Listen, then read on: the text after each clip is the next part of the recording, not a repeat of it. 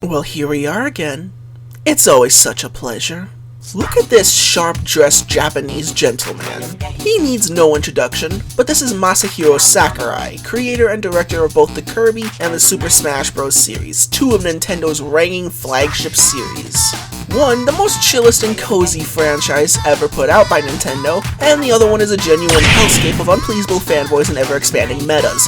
Now take a look at this other distinguished gentleman. This guy probably does need an introduction. His name is Tetsuya Mizuguchi. You probably don't know him or his face, but you've likely heard of his work, like Sega Rally, Star Wars Trilogy, Rez, Space Channel 5, Lumines, and Tetris Effect, the latter of which is legitimately the ultimate version of Tetris in my eyes. So what happens when you get two titans of the gaming industry clashing on a portable console? You get Meteos, one of the most criminally forgotten and overlooked Nintendo DS games ever made in the universe. It's not underrated, however. If you look up reviews for the game, it was an absolute slam dunk. High reviews and some surprisingly high sales for a Nintendo DS game, so how come you never heard of it? I don't know! I don't know how, but this game, which I'm about to sing the praises of for the next few minutes, has somehow faded into absolute obscurity. I say this with no hesitation, this is one of my favorite Nintendo DS games of all time. So what the hell am I waiting for? What is Meteos? Well, in fact, the game's introduction explains everything perfectly, so I'll let the game explain. The plot is universal annihilation! From out of nowhere, an evil planet named Meteos came, spewing out a never-ending stream of powerful blocks. The titular Meteos that sucked the power from planets crushed them, causing them to explode. All seemed lost until one planet was fortunate enough to be spared destruction by three pieces of the same color fusing together. When they fused, they ignited, sending the Meteos back into orbit and sparing the planet from being destroyed. With this revelation, the remaining planets immediately began a desperate counterattack, firing off Meteos any way they could. Several civilizations came together to form the Metamo Arc, a giant spaceship that will fly through the galaxy and take the fight to Meteos itself. So if you didn't pick up on the gameplay from that rather dark plot, Meteos is a match 3 head-to-head puzzle game, something akin to Puyo Puyo if you've ever played that. We'll go into the minutia later, but first we have to study this main menu, and hey, Sakurai! Melee called, they want their main menu back. So yeah, this game has a lot of Smash in it, and on this menu you can enter the main menu modes, configure options, set up the battles, and all that jazz. The main thing that might attract your attention aside from the main game is the fusion button. As you play the game and launch Meteos into space, they'll be collected here for you to make new planets, items, collect the game's music, there's quotes there for a reason, and few special pieces required to get the rest of the items. So with that out of the way, you have the main game. You can set up a free-form match, much like Smash mode in a Smash game, where you can select your planet, your opponent, the rules, and then just launch right into a fight. Or forget to do any of that and play a much slower Deluge match, which is also on the main menu. This is your standard endless mode, try not to die, dingus. Next up is the Time War. Think the multi-man modes from Smash, where your main goal is to try to do the best you can under the stipulations given. Lastly, we have the Star Map mode, which allows you to play the main campaign, in quotes, of the game. You have 3 different setups and a large amount of difficulty options. We'll explore the routes at another time, so for now, let's get into gameplay. So as I repeated multiple times, Meteos is a match 3 puzzle game. Blocks will fall from the sky, match 3 up in the row to send them flying back. Don't let your playfield fill up, you dingus. On the sides of the screen, you'll have the planet that you're on and your name. Don't ask why I'm yop yop, I have no idea, I couldn't fix it. Your lives, the amount of Meteos you set up, the camera options allowing you to get a better peek at your opponents, this globe thing that drops Meteos faster and increases general gravity, and lastly your opponents, which you can press one on them to focus all your sent Meteos on them. Other than that, it's you and the whims of the stage and your opponents. You can only move single blocks up and down, and while you can do this with the keys on your DS, the entire game can be operated with just the stylus, or a computer mouse in my case. Your main goal is to stop any column of Meteos from reaching the top of the screen while trying to crush your opponents under your own Meteos, which are sent when you fly Meteos off the screen. Any 3 of a kind will fly off, meaning the max you can turn into rockets is 5. 2 different groups of Meteos, if in air, will turn into one giant group if you connect them physically. You should try to send more Meteos or try to make a bigger group. The stack gets harder and harder to send, forcing you to make more fusions to send the damn thing off. It can result in some pretty nail-biting death or glory attacks if you try to send off an entire screen full of Meteos. To assist with your plight, successive fusions only get stronger and stronger in the same group, and you can even set up fusions for later by setting up a match for when the group touches the ground. Although, sometimes if you aren't paying attention, you might activate a "You parasites!" Also along for the ride are items. Items can be activated by you by tapping them, or activated against your enemies by setting them off screen. And they can both help and harm you. Things like rockets and super rockets are obvious boons to your run, but ironically, things that can destroy Meteos can absolutely ruin your strategy. Bombs, okay, you can place them in a good place, but stuff like fury axes or the giant column removers can seriously fuck up an entire combo if they hit the precise spot that you absolutely don't want them to hit, which of course they nail bang on every single time. My absolute most hated item is the Smart Bomb. Completely clears the screen of Meteos, which, hey, in a game when you're trying to avoid having your playfield fills up, sounds like a free ticket out, right? Well, not when I'm trying to actively attack the opponent! Whenever one of these fuckers showed up with a countdown, I put down the controls and just sat there like Grumpy Cat for the 5 seconds I had to wait. But if you were just repeating this concept over and over for 10 levels of increasing difficulty, I'd make a fine, if not exceptional game. Where Meteos truly takes it to a whole nother level is how every planet is completely different. Just in terms of visuals and audio, each level is a unique treat. Now, while not every single level has its own tile sets, actually, there's a lot that share them, the pre-level and in-level art is simply gorgeous on a handheld from 2004. And heck, each and every planet has its own little boys and girls up here in the corners. Like, look at how cute all of them are! I wanna hug them, but I'm afraid I'll make their little 2D bodies. However, I can't exactly say the same for the tile sets. Globulin especially gets really hard to read at times. Most of them are completely fine, yeah, but there will almost always be a time when there's so many tiles on your screen that finding a single match feels like finding a needle in a haystack. That goes away with practice though, and most of the game is pretty damn readable. As for the music, it's a mixed bag on purpose. See, while a lot of the menu, ending, and credits music is certainly amazing, there's a lot of the music that isn't really composed, and that's because it's a variable mix. Most of the time in the level, you're just going to be hearing a basic backing track with not much bravado or gravitas added at all.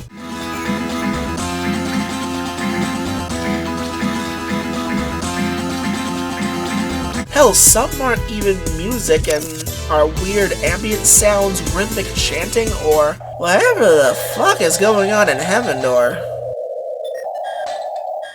But as you launch Meteos, get Meteos sent to you, or come closer to death, the music will add in new instruments, musical stings, and sounds to complement the action. So while the music isn't that amazing to listen to on its own, in-game it's a delightful feast for the ears.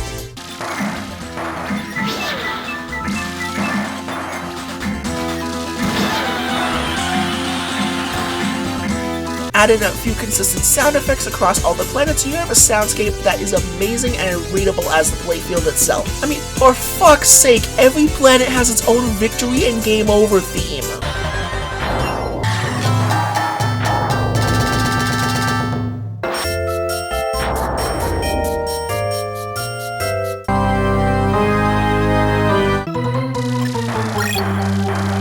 But that alone isn't enough, because with every presentation change, all of a sudden, the rules of each planet change dramatically.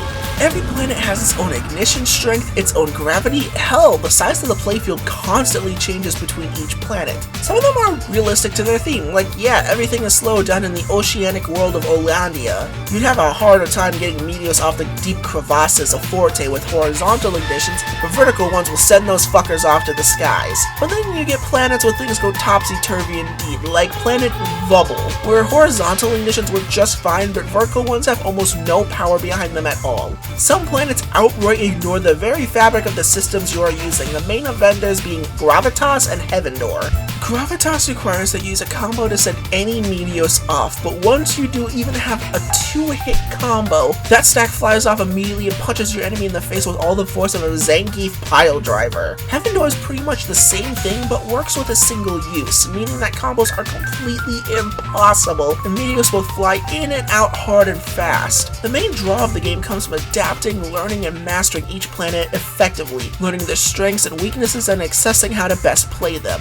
Some planets are great for all attacks. Some are best if you hold back and try to build up combos. It's always interesting jumping into a new planet or one you haven't played in a long time only to see the situation spiral out of control because you didn't adapt properly, or to adapt correctly and show your planetary superiority. The only real thing left to cover in my opinion is the main game mode, Star Trip. Now Star Trip is for the most part your standard puzzle campaign mode. Defeat the planet against you, move on to the next one, keep going until you hit Meteos and claim your ending. The endings themselves are nothing too special, about a paragraph of text, some music, and some more beautiful art. But since there's so many and it takes so short of a time to complete each run, maxing out about 15 minutes depending on skill, there's more of a gotta catch 'em all flavor here than your standard puzzle game. Straight mode is the most basic bitch of modes. It's more of a tutorial on how to play about 6 of the planets and then your first taste of Meteos. Nothing to really say. You also get the most basic winner is you ending for completion. Believe it or not, however, straight mode also has a secret ending that I completely missed until this very moment.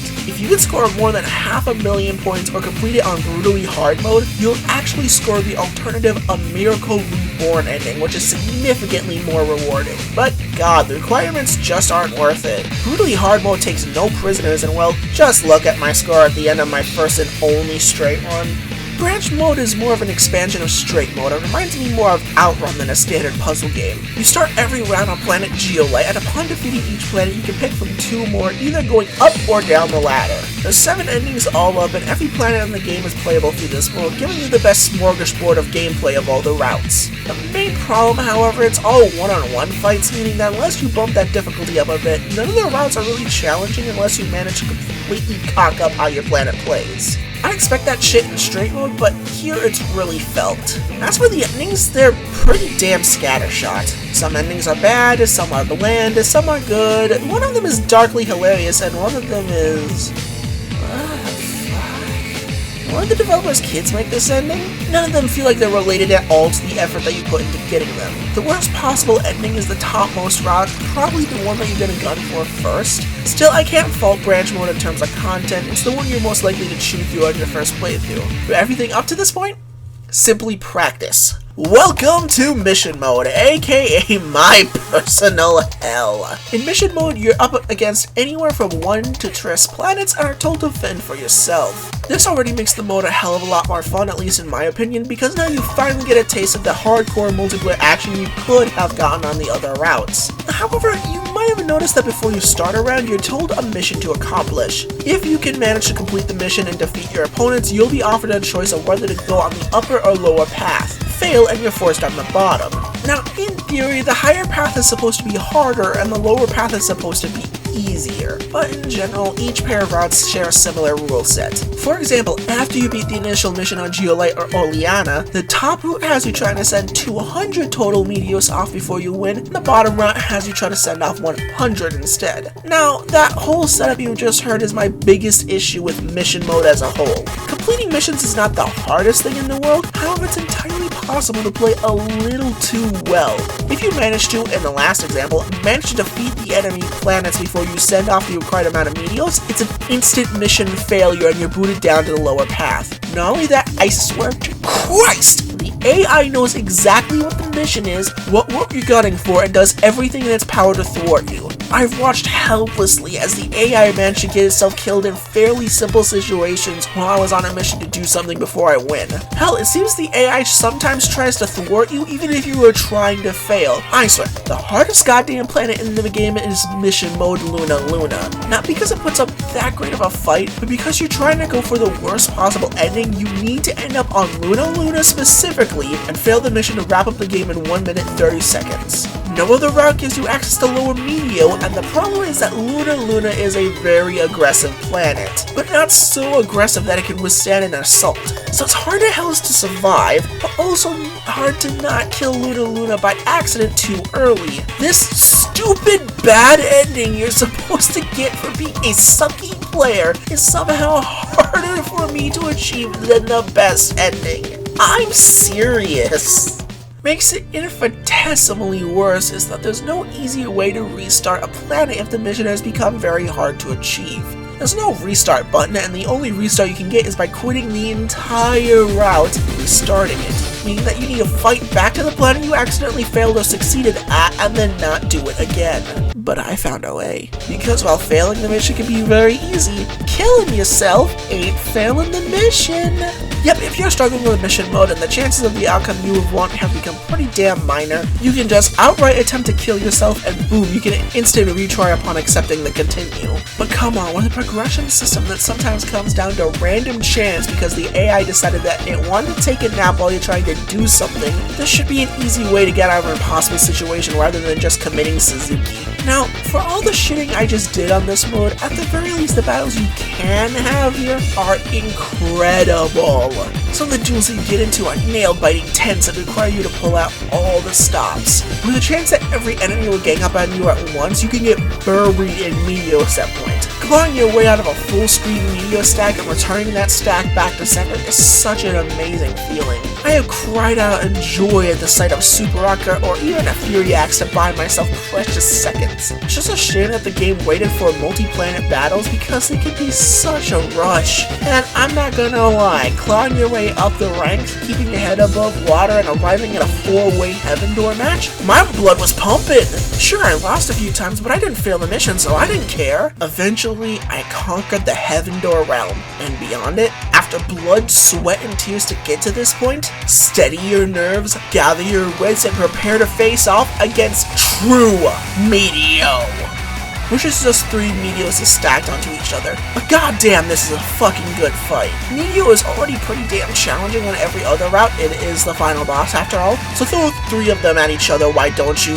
Hilariously, the Meteos can duke it out between each other, making it possible, but not likely, that you can win without going on the offensive at all. And once you're here, you're locked in. Take a deep breath, calm your nerves, you've won. You just gotta seal the deal. Take your ending, good sir, you've earned it. And come on, even the credits have their very own playable map, the Metamo arc itself. You can put the system down, pause to skip it, try to wreck yourself for shits and giggles, or try to sneak in a few last Meteos for your fusions. And that, my friendos and friendas, and everything in between, is one of the best damn Nintendo DS games ever made. So why did this game ultimately end up fading into obscurity? I really don't know. It got rave reviews and is easy to pick up and play and even to finish for a casual gamer. Well, I mean, it is a puzzle game on a handheld that, due to backwards compatibility, was swarmed with other puzzle games. Actually, taking that into mind, 2005 was a stacked year for the DS. Trauma Center, Dawn of Sorrow, Mario & Luigi Partners in Times, Nintendogs, Harvest Moon, Advance Wars Dual Strike,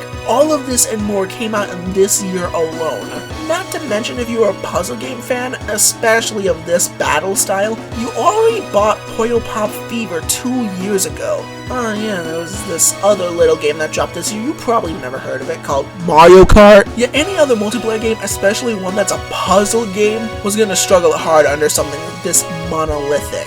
I don't want you to get the wrong idea though, Meteos was certainly not a failure. The franchise got a few ports to mobile phones and a Japanese-only online version, and even got a spiritual sequel in the form of Meteos Disney Magic also on the DS.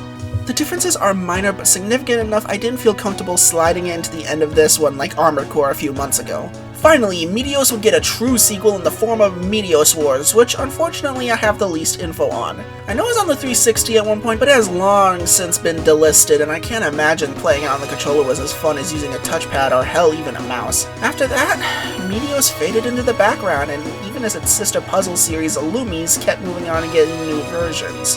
Do I think there's a place for Meteos in the modern age? I mean, you look at this game and tell me you wouldn't rock with a Tetris 99 treatment. Come on, the Switch is a natural console for this to land on, please? I suppose since most of the other puzzle franchises died out, I don't know if Meteos could be successful or even get the recognition it deserves. But hell, Lumines came back to the Switch, so if Lumines can do it, why can't Meteos? Either way, the future looks bleak for this franchise, unfortunately. But hey, maybe this video or some other video or something or other can be the ignition this franchise needs. Fuck you, play the game.